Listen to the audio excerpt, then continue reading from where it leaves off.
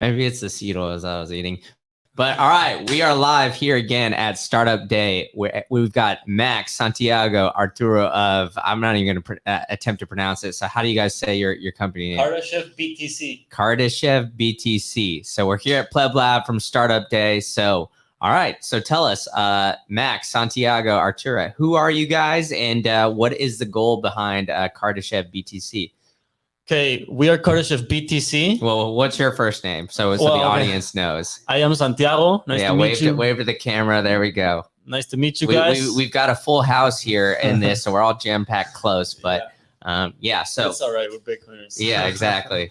So we are Kardashev BTC, a Mexican Bitcoin mining company seeking to power the Bitcoin network with Mexican untapped energy resources. And as of now, our main focus is biogas Bitcoin mining. That means using landfills and pig poop, cow poop. I was about to say, so you guys are just piling on the shit, turning waste into Bitcoin. Yeah. Well, here we go. You got another mic here, so you guys can all kind of chime in here. But all right, so tell us, like, where did this idea come from to just use poop to power Bitcoin miners? Well, yeah, I've been studying sustainable development engineer, and I just took a course before, I don't want to cut you off, but introduce yourself too. So, hello, plebs. Super grateful to be here at PlebLab, and yeah, my name is Max Schatz. I'm a sustainable development engineer, and I work as an operating engineer at a hydrothermal carbonization plant. And the past couple of years have been very interesting to reach and seek opportunities in the energetic sector here in Mexico. We see a lot of potential and a lot of energy that could be managed the correct way and monetized. Also, yeah, I'm gonna leave the word to Arturo to keep telling you about a little bit more about Kardashev. Thank you, Max. Yeah, I'm Arturo, and I started this company like 2 years ago and met Santiago and Max on a Bitcoin meetup, Bitcoin mining meetup, and which I hosted and was super cool. Everything was paid in sats, and it was like the first thing that happened in like Mexico ecosystem and environment. It was really awesome to meet these two dudes there. Yeah, it was great. And actually, we first started with landfill gas, and I was just trying to get into mining. I saw someone with a pig poop project, so I thought that biogas from landfills would be a thing too. So I approached my hometown's landfill, and the project hasn't been done yet, but we are in CH4 Capital accelerator program right now, which is run by Daniel Batten, and it is specialized in landfill Bitcoin mining. So we want to do our first project on a landfill after we're finished with our program. Yeah, I would just like to add in there that the inspiration for this project is that we see so many inefficiencies in Mexico. The three of us were born and raised in Mexico, and we have witnessed firsthand all the problems and inefficiencies in Mexico. But the good thing is that all those inefficiencies imply opportunities, and we're trying to tap into those opportunities that we see to make the energy sector better. We like to say that Kardashev BTC is the Trojan horse that the Mexican energy industry needs. So that's where this came from, and we really think that we can have a big impact. Yeah, man, I like that. The Trojan horse, man. I really do like that. Okay, so all right, so we kind of went through like a little bit of, I guess almost the background, like, you saw a project with pig poop essentially, right? So I'm like an engineer by trade, but I'm trying to think like, how does this whole thing kind of work, right? I mean, we hear about the flare gas with a lot of like the oil and gas industry and that kind of stuff. So how do you guys foresee this kind of, I guess, like working? Are you going to have to like, I don't know, burn the pig poop? Like, how are you going to like make this thing? Can you like, I guess, peel back the curtain and tell us how the secret sauce is made a little bit? Absolutely. So the science behind it is super simple. We need a couple of systems to make this work. First, you need to treat the biogas and remove contaminating parts per million from this composition, so that the biogas could be combusted in a cogeneration unit. And Yeah, sorry, that's a difference between biogas mining and regular gas, like from oil fields, exactly. because that gas already has a good quality, and they don't need to invest on a Like cleaning it yeah, essentially. on cleaning it. Yeah, Okay. and we have that extra investment to make, so we need to make sure we get better prices and a lot of more um, uses for the heat or for the gas. Yeah. Basically, we have a couple of strategic partnerships to help us out in this endeavor. Electrice is one of them, and they have incredible cogeneration units and gas pretreatment uh, facilities, so that we can plug and play, connect to the captured biogas from these sites. And also, answering your question, in terms of pig poop and manure, you first need a anaerobic digester, which receives and collects all the manure. This manure then is added a micro some bacteria, so that the anaerobic decomposition process can take place. This takes place in a couple of days, and the biogas starts to be generated by the organic matter's decomposition. Then this gas is pushed through some pumps to our units to pre-treated, and then is fed to the cogeneration unit, which turns that into power. Okay. Wow, that's awesome. So I mean, I like this is like this whole thing's like blowing my mind right here. So yeah, so like where are you guys at kind of in the development of this? And yeah, I'll leave it there. Okay, so right now we are focused on our pilot project. This pilot project was born out of a farm in Merida, Yucatan, which is where Arturo lives.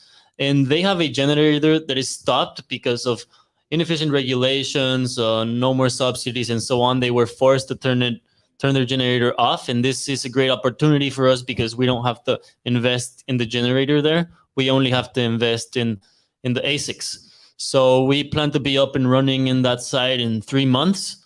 And after that, we will be looking to fund capital to expand our operations. We have a many projects lined up because we have approached many landfill operators and other farms in Mexico, and there's so much potential. So this is a capital intensive business, and we're going to need more funding for the next phases of Kardashev BTC.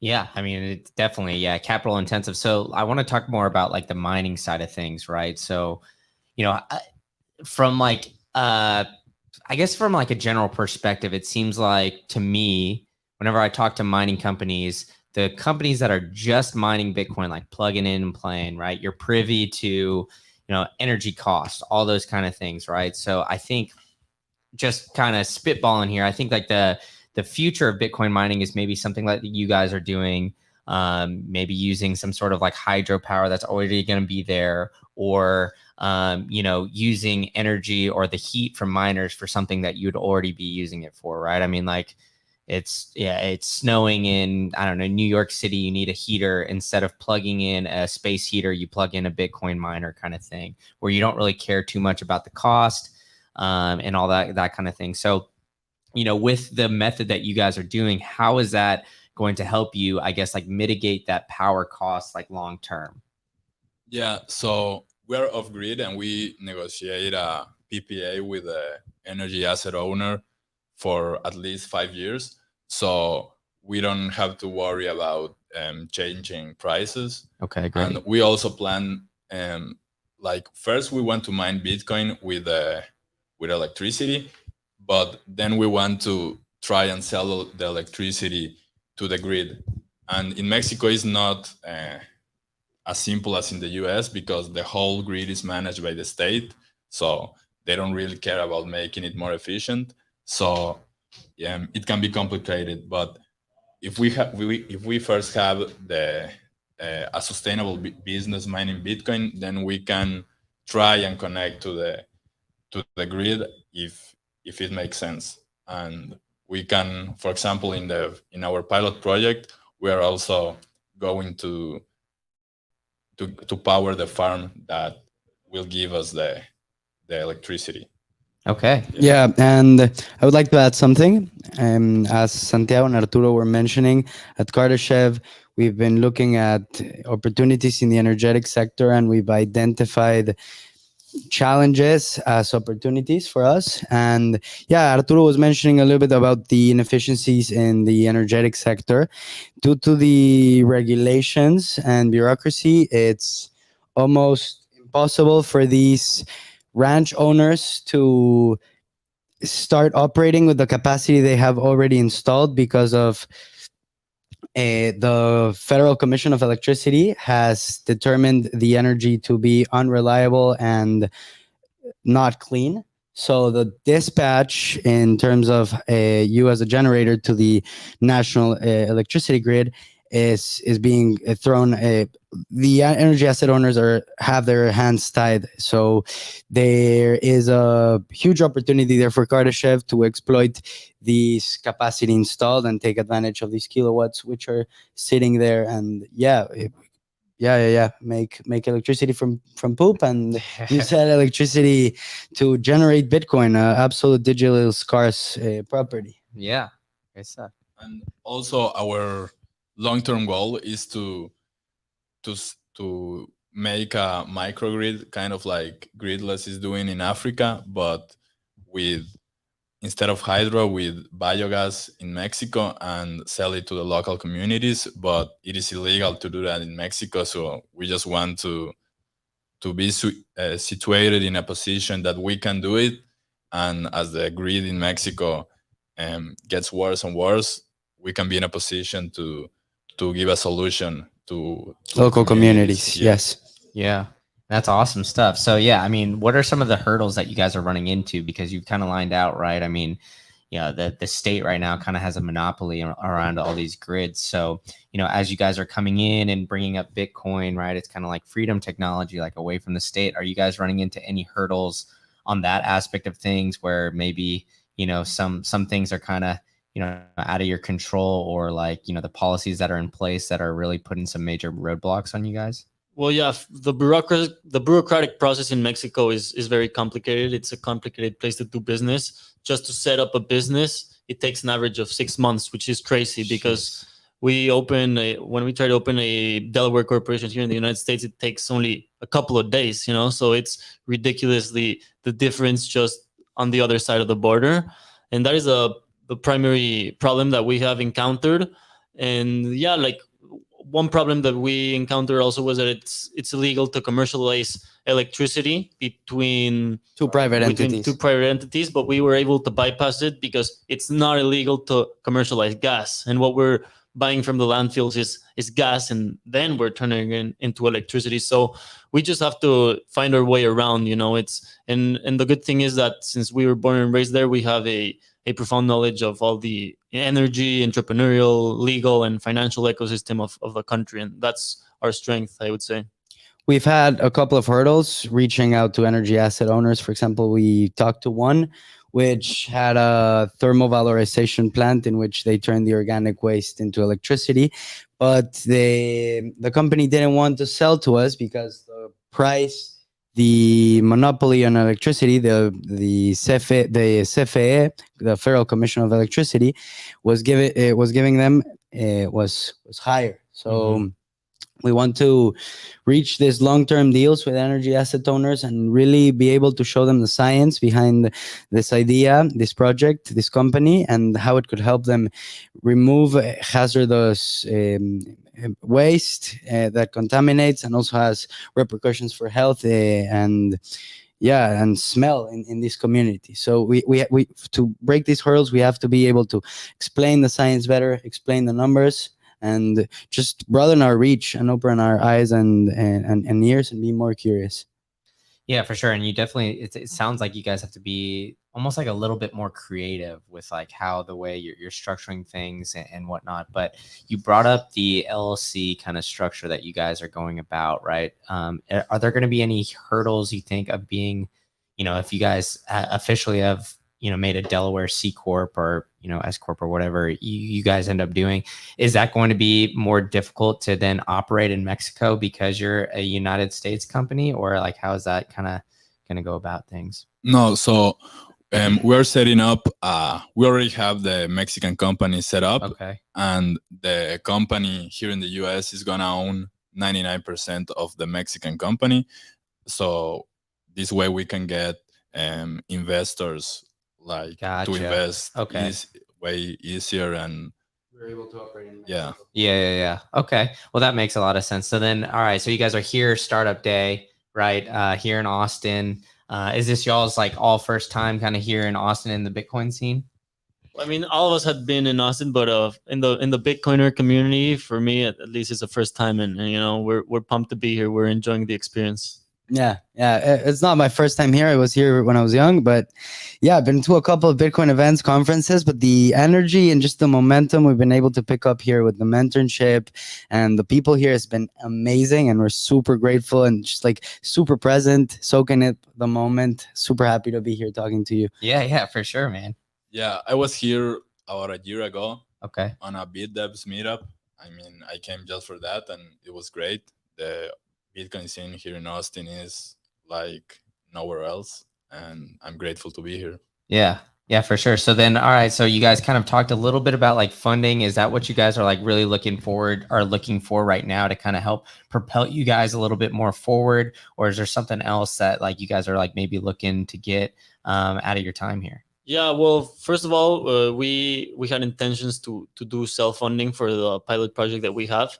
It's a relatively small scale project when you compare our project to the big miners that you see here in the center of Hash, which is Texas. But our intention as well is to do this big because there's so much potential in Mexico, and for that, the only way to do it, of course, is with funding capital. Yeah.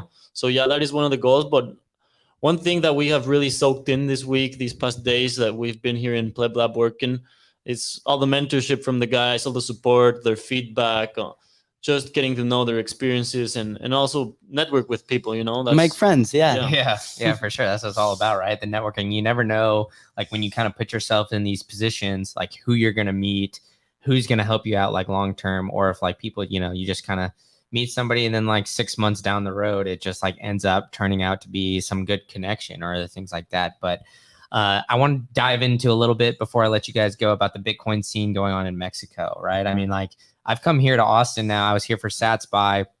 I met Francisco and Carlos of Yopaki. Nice. They're doing the block party, right? I mean, it seems like there's a lot of momentum in Mexico right now. So how would you guys describe it as somebody or as people that are there and kind of have, are kind of helping contribute to that growing scene?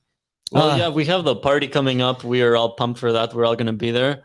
But no, it's still early, Yeah. Bitcoin is in diapers still, there's not too much Bitcoin adoption. It's just like Francisco, Carlos, and us. It's just a bunch of plebs working hard. We're passionate about the Bitcoin ethos and just working for it. But, I think that little by little, doing projects like Yopaki, like Kardashev BTC, it's the only way that we're going to get people to really soak in what Bitcoin is and what Bitcoin can do.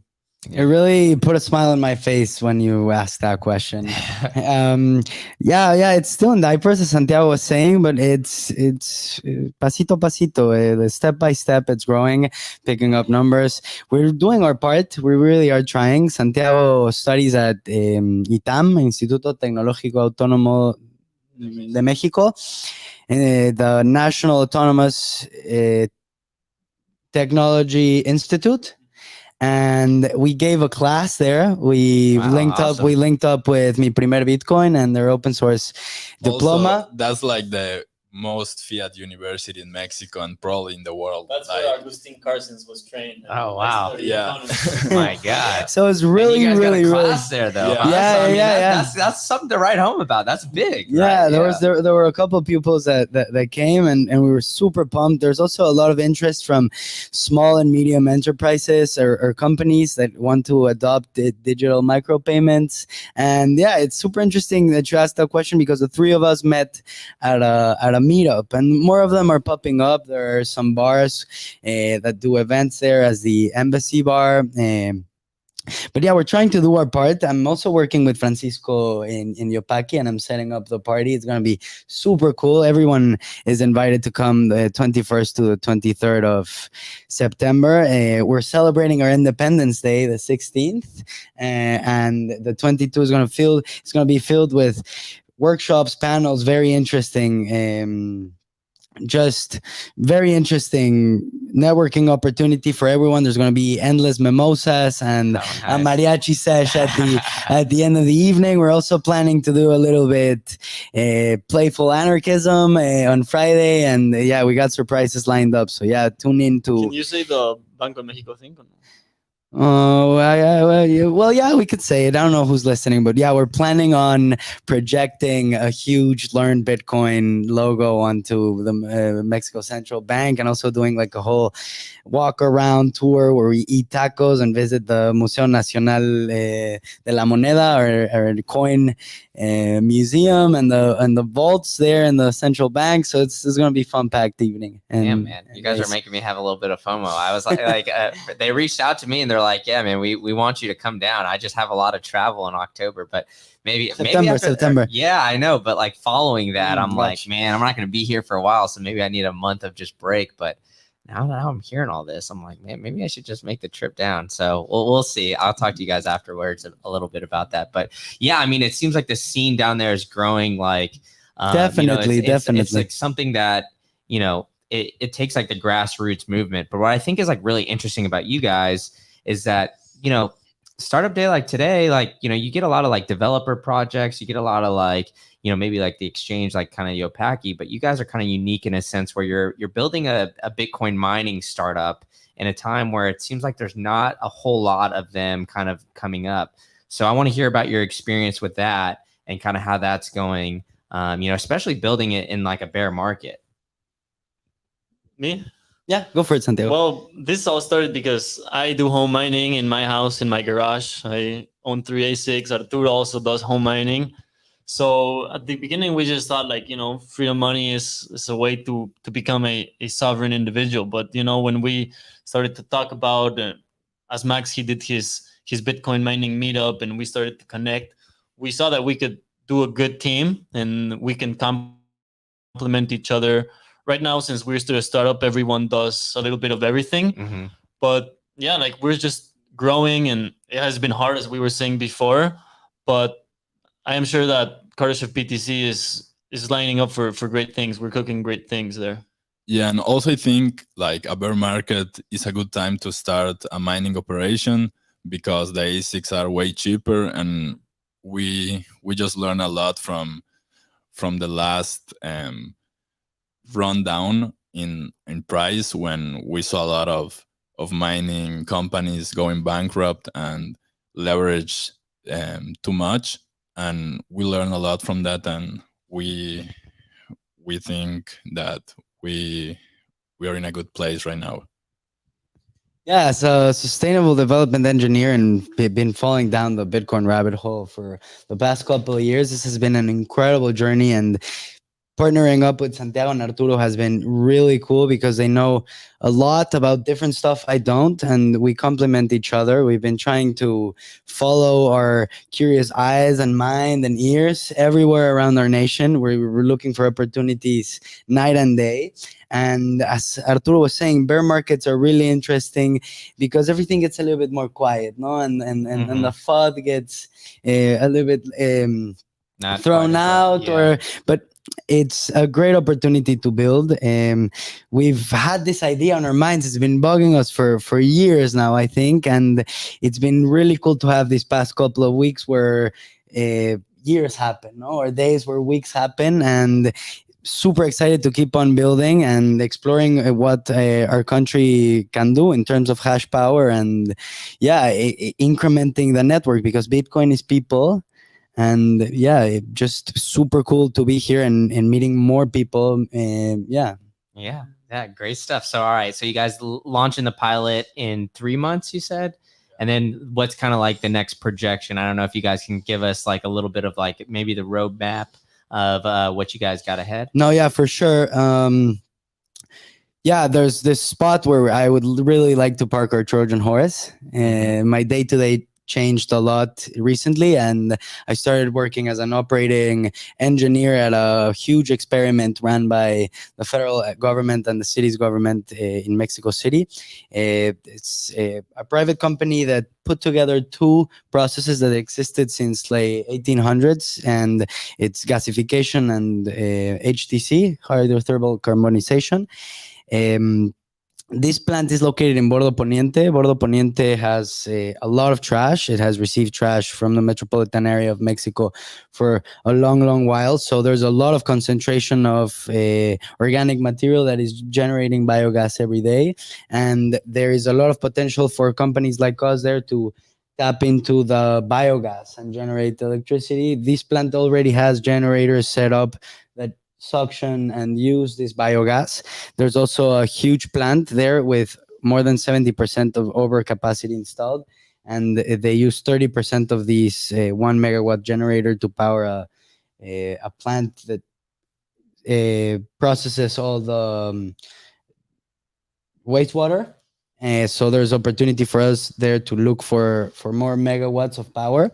And we're also partnering up with municipalities. We're looking for opportunities here up in the north, close to Texas. There's a really interesting guy who studied in Stanford that has the background to understand this solution and the willpower to implement it, and also the know-how and the position to take this to a place where the city could be presented with the solution. So we're gonna keep on looking for more municipalities, but we have a couple lined up with a huge potential for a site to be operating and running, and with clean energy.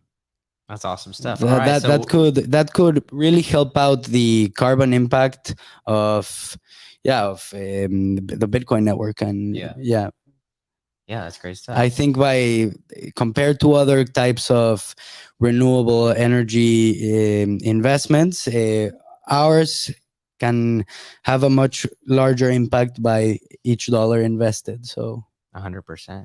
So all right, so I don't want to keep you guys too much longer because you guys already had your talk a little bit earlier. So where can everybody kind of find what you guys are doing, kind of follow along, maybe even help support, do all those kind of things?